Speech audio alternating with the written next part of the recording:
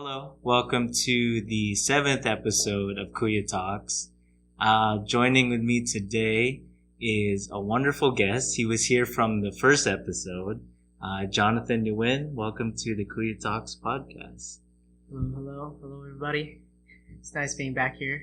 Yeah. It's been a long time since the first episode, huh? Yeah, I'm glad you came down and visited. I mean, I think it was even earlier this year, actually, either late last year. Was it, or was it beginning of this year that we filmed our first?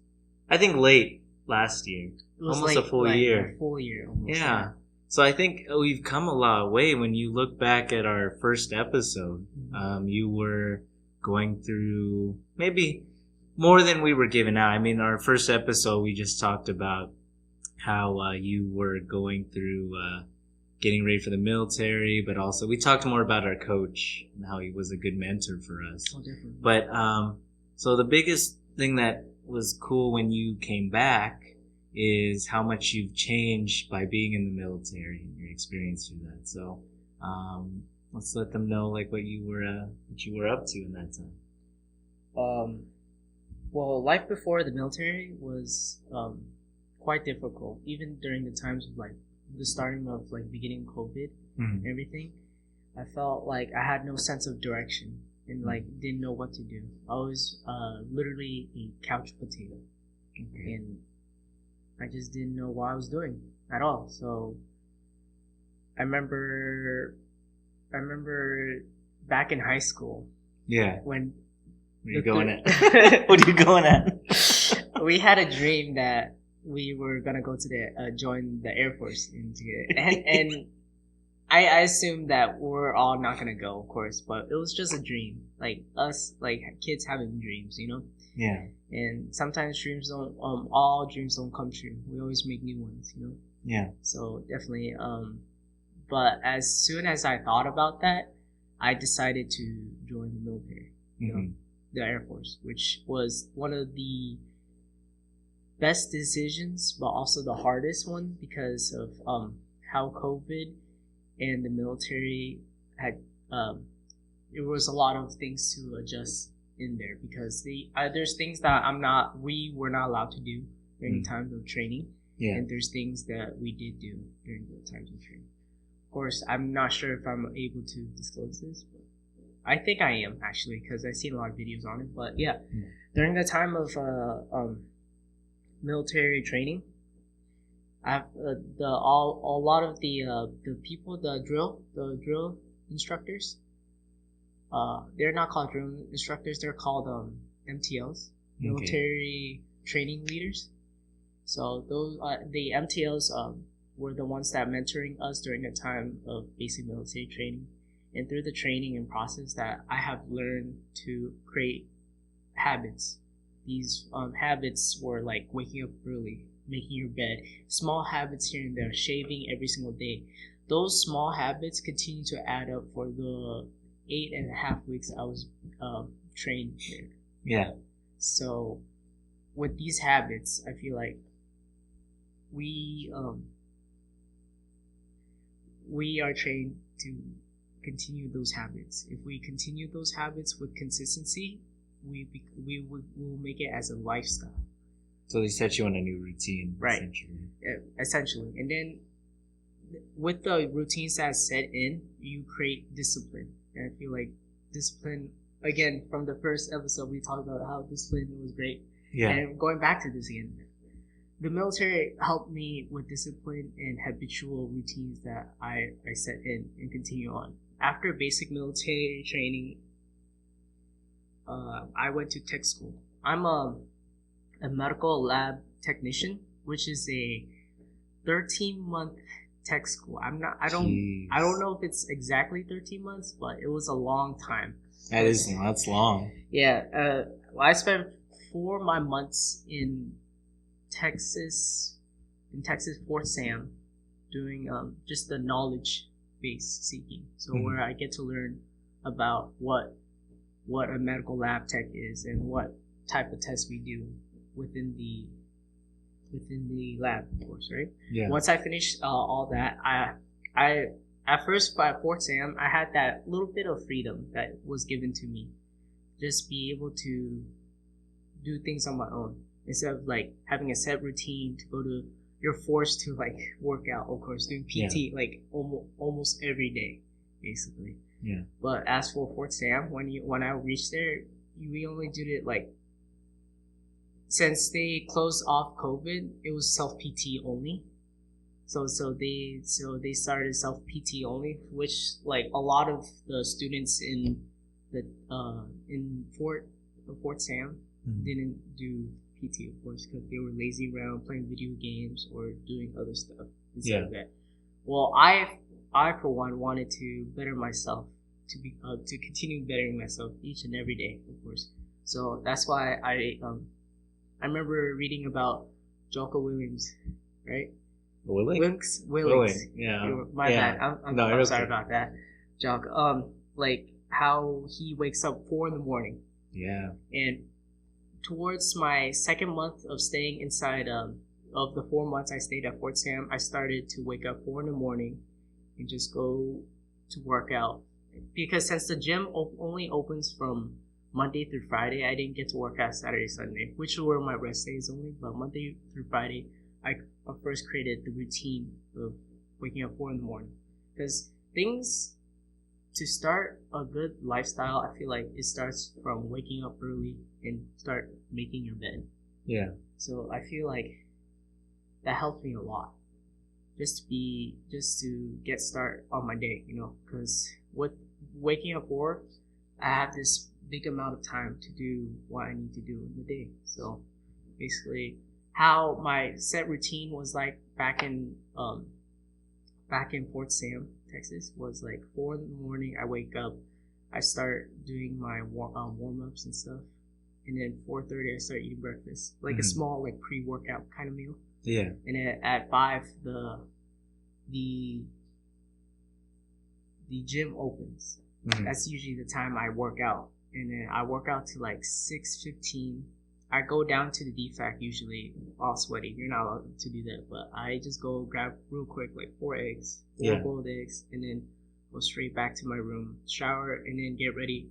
By 7:15, I'm out the door just to go to school, basically. Okay. Let's take it a step back before we go more into where you at. A lot of people, I think, are. What pushed you to go? Kept you motivated to stay through basic training? What kept you to get off your butt and like do something about yourself? Like, I think a lot of people struggle with that. They say, I'm gonna do it the next day.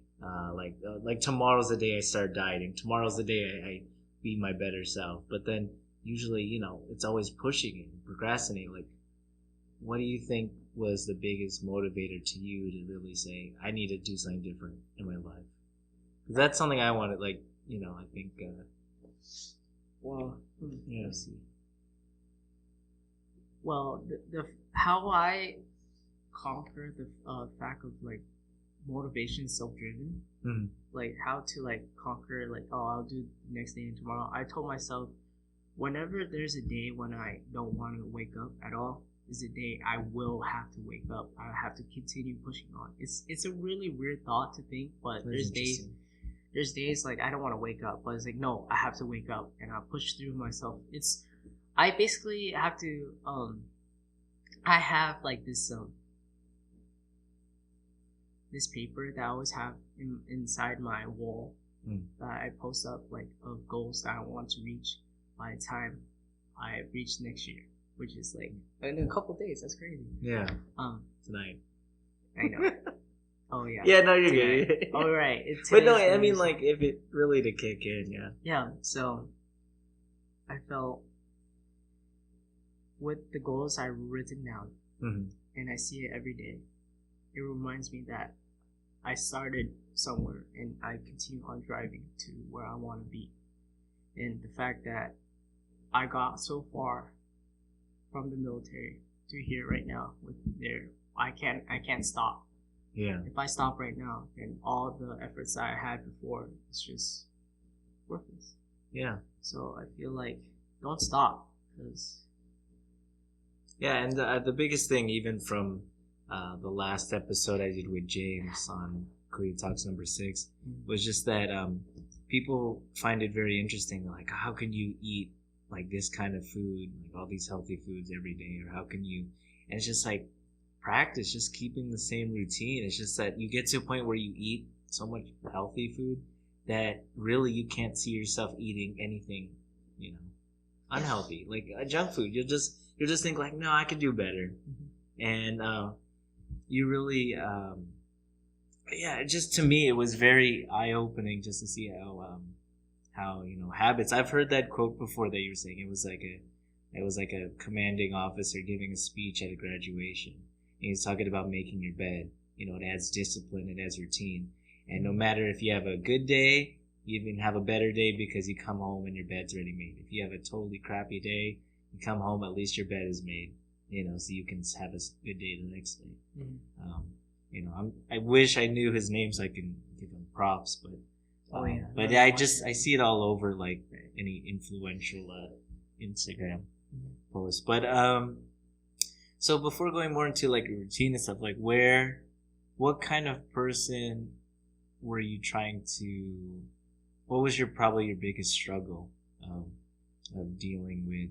Because I mean, to anyone else out there, I can't imagine. It's always stressful starting a new class, like when we were back on campus, and you don't have any friends in the class. You're starting fresh. No one knows you. Let alone you didn't get to come home to see even family every day because you had to take your training all the way in Texas. So really, just going off on your own is really this big act of independence. How long did that take to even adjust to? I mean, that, yeah. I remember, like, during the first time I went to BMT, the first day, I broke down, crying mentally. It was a mental breakdown. I had never had those in my whole entire life. And that total mental breakdown taught me a lot about being, all right, I'm alone. But I'm not just alone by myself. I'm alone with other people that are in my flight. So that thought of me occurred, so I just started becoming more resilient in my mind, and as well, my physicality of it. And for that's gonna help me become more independent. With being independent taught me a lot of skills, a lot of skills that I would have depended on my parents a lot, And I feel like in life, eventually we all have to become independent. Eventually, so that's how I started everything, really. So yeah, it was. I think it was very interesting too. I think as we're closing out the year too, it was very. 2020 was actually a good year. I actually think it was crazy. I'm not going to deny that, but I think a lot of growth, personally, and I think for you, and I've seen it in others, it's just trying to get this stuff done. No more distractions, no more. I think you and I, to the audience, we were part of a Filipino organization at Cal State Fullerton, and I feel like as fun as that was, we were kind of distracted.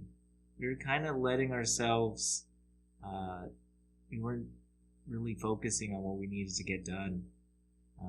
While we still had a great time, it's just, I think, really reflecting, we weren't doing it. So I think, in a weird way, to say it's a blessing that there really is no other distractions to kind of keep us from getting what we need to be done. Because I think, I don't know, things could have been a lot different, but I'm thankful for the experiences, the people we've met, and it's still interesting. Yeah, honestly, I feel like the Filipino organization that we went to taught us what we want in life. I feel like I give them a lot of credit because there's things that I've never tried before. This was my first time joining a group.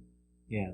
And doing a lot of things. So it was wonderful. It was a wonderful experience, honestly. Yeah. But at the same time, yes, you were right. It was a distraction, but Yeah. it taught me what I want right now. So Yeah. And I think too, to say even a distraction not in a bad way, I think I had such an irregular college life that I never really, there wasn't any clubs or any organizations, never was in a frat. So I think, so I was really just kind of school, home, work, that's it. And, friends, but, I wasn't going to any parties or anything. So when PASA offered all of that, I think it was just a good of like, it was almost kind of fresh air of just like, okay, something new. something Yeah. test the waters, right? Yeah. But then the best part was coming out of it, realizing that was fun, but I had my fill. I didn't have to stay in it. I didn't have to keep going into it because I thought we're at a point too where it's like we're kind of too old for this. I mean, we're just 23. Yeah. But we felt like it was more oriented for really you go through your whole freshman to senior year through that organization and those whole experiences. So this is coming from people joining late and just experiencing it for just one semester. So going back to you though, what are your goals actually for 2021 with what you're set, you're finished with training, I know you're going back to, you're finishing up your schooling, but like what are more personal goals that you're setting for yourself to be at for the end of 2021? Well, I personally want to finish probably around August. I will finish my tech school, so I want to try to pass my MOT exam, which is the medical lab technician certification. That's nice. And once I finish that, I want to finish. There's these books called CDCs, so there's like 10 books of them. So I have to be tested on that. So I have to finish that on the job training type of test. Mm-hmm. Before that, I'll be able to like go to school for like nursing, which is my primary goal to continue on, either nursing or PA. I still haven't decided on that. I'm still like a little bit researching on like the programs within the military and what they provide for me. And I feel like another goal is to get more fit physically, but also fit mentally, just to like have all these knowledge that I've been reading books, as well as like knowledge of a lifestyle that I want to have for my future life. How about you? I think I talked about this with James in the last episode. The most stressful thing with 2021 was like, or 2020, sorry, is that starting January I was at my peak. I was going daily to the gym. I was eating good mostly good in the week. Maybe 5 days good, 2 days like not so good. But honestly, I think that's a balance. Balance, I think you got to live your life not too strict. Yeah, but I think this is the main focus we were talking about was I went from being like a stable 130, and after when quarantine the gyms closed is the weight loss, because I was losing muscle. I went all the way from 130 all the way back down to 117, and it was like I could feel it. You could feel it. I just even did like a workout yesterday, and I'm not super sore, but I feel it. Things that I usually did and I wouldn't feel anything the next day, I'm feeling it again because I know I lost a lot of muscle. And it was just, I know a lot of people say, well, it's easier to build up than it is to lose. And yeah, I understand that. But I totally understand about the mental of it, because it's very discouraging to be like, I worked that hard and I lost it all, and I have to build my way back up. But it's kind of motivating so that I felt like I can build myself back up, because I feel like to me 130, even though maybe I could do more, that was my limit. Maybe like genetically, like I was like, okay, like yeah, I could get bigger, but I also thought like I'm happy where I was there. And I think to me that was my limit. Like I'm okay. So right now I was trying to build into that. I really want to push on the Kuya Talks podcast next year. But I think ultimately it's just finishing school and really nailing with that. I'm part of PragerU, Prager University. So I'm trying to see how much more I can contribute or do work for them. But going back to let's go back even another episode to Kuya Talks number 5 when I talked about motivation. Just spending time with people, being very selective with my time of who I want to spend it to. There's times where I think that people say, "Oh, you can waste times like watching movies or playing games or anything," but there's been a lot of times that's like to realize I wasted time on some people that I really would have rather used that time for that, or spend more time with family. I think there's a lot of people that if you're struggling, if you have a social imbalance that you need to be hanging out or meet new people, the biggest thing is really check back at home. Are you spending enough time with your family? Are you spending time enough with your close friends? When it's secure there, I think that's when it's a safe thing to branch out and to meet new people and to really, build. I think hopefully I just want to be able to just balance and keep balancing more healthy relationships. I think that is something I've enjoyed at 2020.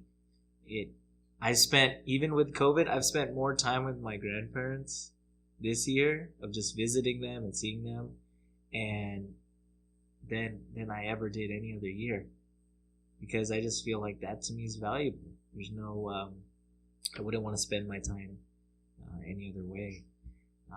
So yeah, that's kind of where I'm going. It's very open to see what I'm going to do, but I just want to be surprised. I just want to, I want to, how should I say it? I want to be, that's a whole part why I even picked my field, is I just want to be excited to see what opportunities and jobs and come from me. But it's always tough when you watch the first episode and then shortly after that, couple months, then John left for deployment. It was very rough because Jonathan and I were going on our, I think, 8th year of friendship. It's kind of, I think, from 2014 going on to 2021, 8 years. Excuse me. That remind me of checking the yearbook. Remember sending that picture? You said I looked at what you wrote too. Oh yeah, I was looking at. I was like, oh my gosh, 2014 was the start. It's tough. It's tough. I mean, it's tough when you see the other writings and then you're like, oh, that's oh cringe, my gosh. Or else it's like, I'm not that close with them. But it's like time stamps for really what the time period was. And, oh yeah. But it's always, I've had so much enjoyment even this year, rekindling friendships with old friends and kind of just not even rekindling, maybe even just reaching out and talking to people who we were classmates before. But yeah, I think the biggest struggle was when you left, was also trying to adjust, because whenever there was a relationship issue or anything that I had to vent about, I'd be like, call John. If you need something, just call Marquez. And then when we were apart, you were for your whole basic military training, no phone. And it was very you had those short period of time. 2 minutes. And so when John gave a call during that time, I was like, I stopped everything. We stopped everything. I was like, I gotta talk to John. But the coolest thing for some people that were part of it, it was really, to me, what helped, because it sucked that you were gone, is making that video for you. Yeah, I made a video for John where it was just a lot of people wishing him well and stuff, because to me, I couldn't imagine. He handled it a lot better than I was thinking, but I just thought, wow, if I was in that situation, I really would feel really lonely about the fact that it's I'm away from family, I'm away from friends, my whole routine. In a way, it's as much as you're doing something good for yourself, there's the part where it's I'm really miserable right now with because this is a lot. But then the load gets easier and easier each and every day, and then realize like I'm building, just because like it's like going on a run. I'm hitting so many things, but it's like you're running, and you're miserable through the entire workout. But then when you finish, you're like, yeah, I ran 2 miles in this time.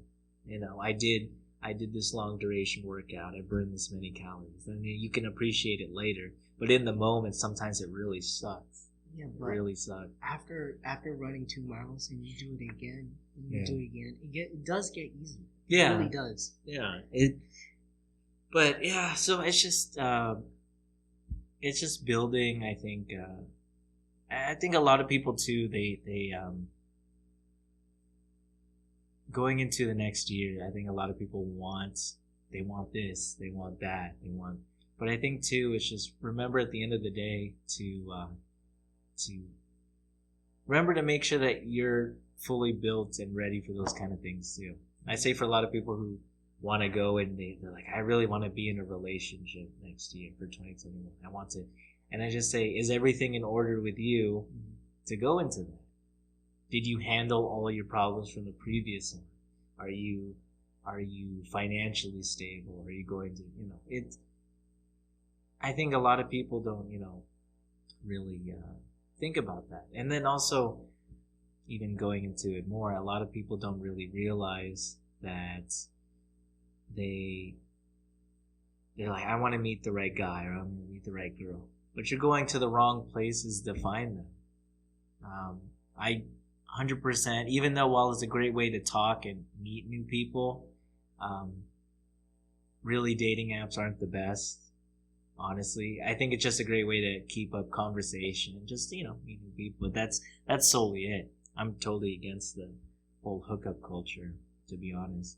But I say too, I've had friends before that have been struggling, that have they wanted something long term, but I'm like, you got to give up the hookup culture. You have to look in better places, and you just have to hold a higher standard. And they say, well, I've been so single for so long, like I've been okay living by myself. But it's like, then don't be. Like, open yourself up that you want to be with someone, because you'll never meet anyone that's like 100% perfect for you. You're taking 2 imperfect people and putting them in unison, and you're going to have things where you butt heads on. You will have disagreements, but that's the whole part of a relationship. And it's always shown off in social media that relationships are all super happy, and it's like, relationships are difficult. They're tough. And I totally believe this. Whenever you see, they did a survey where they say happy couples are less likely to post about themselves than couples who feel more insecure post a lot, because they want to showcase they have a more strong relationship, and they don't really. And I've seen it so many times that happens, that they post a different life than they actually are. And then you always see a surprise divorce, a surprise breakup. And you're just like, wow, I thought they were so happy. They weren't, because they just filtered it through social media. That's why I don't like Instagram that much, because people put their own happy face on social media, and we see them only for their happy moments. I mean, yeah. I wouldn't post anything sad on social media, of course. Yeah. But I'll be the first to say take it down. And what I'll report it. I'll report your photo. But what I'm trying to say is like sometimes if you're dealing with something, I feel like having a friend.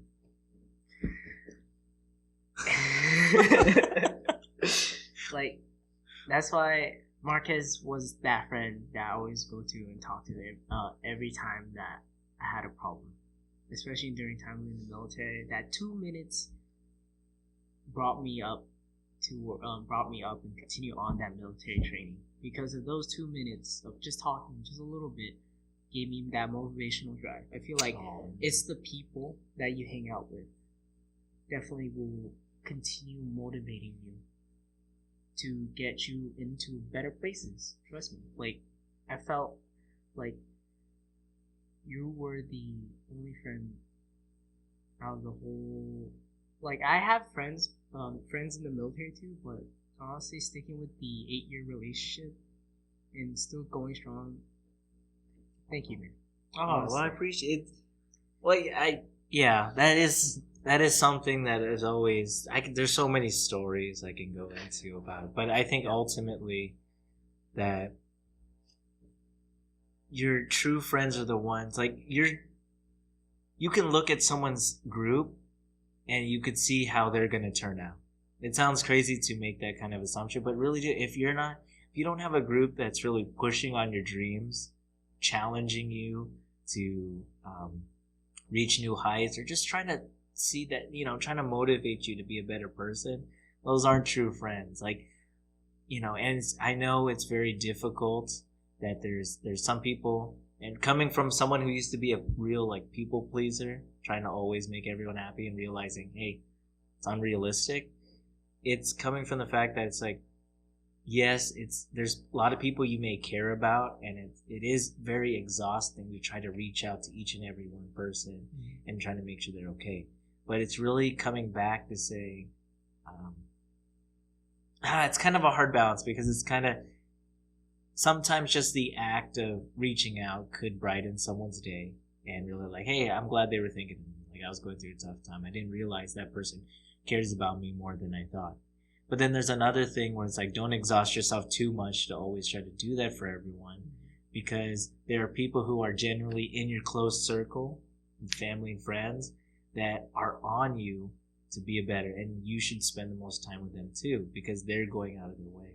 And like I said, time, like, that is no amount of wealth, no amount of, there's nothing that can compare to, um, if, if I spend my time with someone, it means something. And anyone, because I don't like wasting time, like especially with other people that don't care. But yeah, so I think for 2021, just look into. I always say this to a lot of people: if you were out homeless on the street, who would actually be? Would those people actually be there to give a roof over your head, feed you, clothe you? And you can narrow down so many people because of that. Not that everyone can provide it, but also I think it shows a lot. It shows a lot of what you actually view, and I realized even this year, just to say how what I think is good, I realized, like, why am I following some of these people? There's people in my life that and not even like people I've met, like celebrities or things I thought, why do I care? Why should I care what their routine is? Or I shouldn't, because I'm trying to, I want to develop my own. I want to just build and I want to be like, I shouldn't be influenced by them, multi-billionaires, millionaires, driving nice cars and all that, but it's like, that has nothing to do. Yeah, it's nothing to look up to them. And I realized, so I totally dropped that. I followed more authentic people, and it was just so freeing. It felt freeing of just like why was I so caught up in other people's lives? That was the biggest thing I realized. Yeah, and so I'm very unapologetic for that. And if people take it any other way, it's like, all right, I just don't, I don't see a point. I know I probably, to be honest, I think kind of burned some bridges, but it's like there wasn't a real friendship. There wasn't a real, and it's me. And if it kind of seems like it'd be faking it. But I thought we had something more than it was. So, yeah, kind of just went off on a tangent, but I think it just that's the overall feels of this year. It just comes with it. I feel like the fact that you grew so much to like learn to choose people, to know what type of people you want in your life, is like amazing growth. Honestly, coming from you, I have learned a lot too from you. Honestly, during the military life, I have, after learning about choosing what type of people I want in my life, during my work life, of course, I had to be professional. Of course, as in every type of like workplace you ever gonna work at, you always have to have that coworker to coworker professionality, right? But as for friendship and creating friendships, there's a lot of people that will never align to your ideals and stuff, and I feel like I shouldn't hang out with that person because that creates more tension, that creates more burning bridges. So I just take a step back, and be like, well, let's just become just professionality co-workers. Exactly.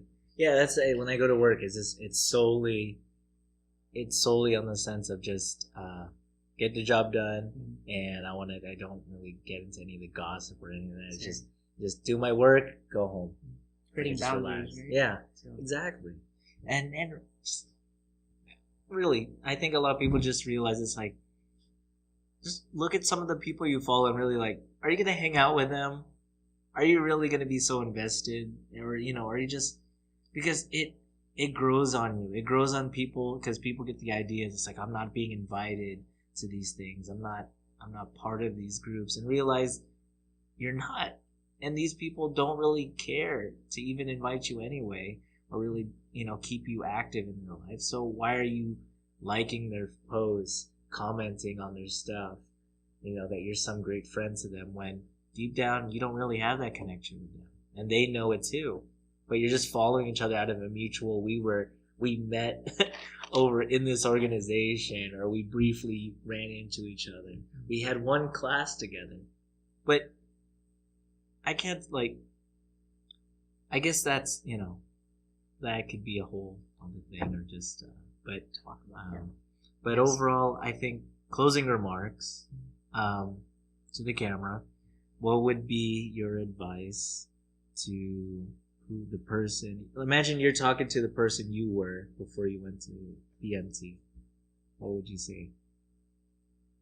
With all you've experienced and stuff like that. Start anything. Start right now, because time is very valuable. So you don't know when you're gonna die. I know it's pretty dark and really dark, actually. But yeah, start going to die. No, but yeah, it's true. But what I'm trying to say is, just start now. You can't be a couch potato like I was, wasting 6 months of my life doing nothing. And as for what I'm doing right now, even during times of COVID, you can still learn a lot from just reading books and looking stuff to do, and starting your own life, creating your own habits, your own lifestyles. Just start now. Be consistent and being persistent. Build that resilient mindset, and also resilient physically and mentally first. That's what I would talk to myself, to people, and also to my old self if I were to go back in time. All right. Well, thank you again, John, for being on another episode. I know we'll have a lot more, either over Zoom, because you'll be leaving soon. But I wanted to thanks again. It's bittersweet that you're leaving, but I think we're gonna get a lot done next year, this coming year, and I think we're gonna do another recap sometime after you come back, and just be like, hey, all the stuff I said was wrong. You're gonna just scratch everything. Yeah. That was it. Be the couch potato. No. Just lazy around. Don't do. I'm just kidding. But yeah, so that's a wrap. Thank you again, guys, so much for watching our newest episode. I hope you guys enjoyed, and thank you again. See you guys later.